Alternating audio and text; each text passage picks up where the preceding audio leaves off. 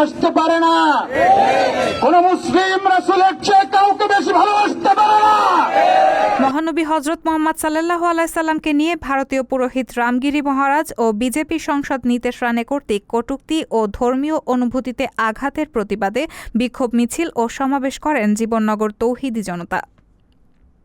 গতকাল শুক্রবার জুমার নামাজ শেষে জীবননগরের বিভিন্ন মসজিদ থেকে বিক্ষোভ মিছিল বের হয়ে জীবননগর বাসস্ট্যান্ড চত্বরে জড়ো হন।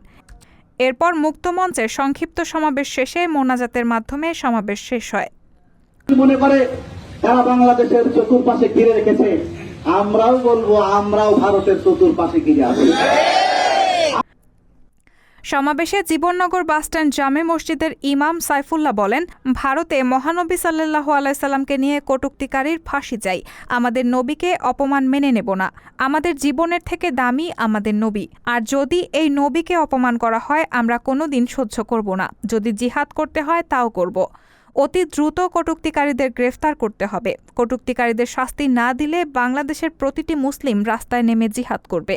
এ সময় উপজেলার বিভিন্ন মসজিদের ইমাম ও সাধারণ মুসল্লি উপস্থিত ছিলেন। রায়হানা মুন, সবার কথা।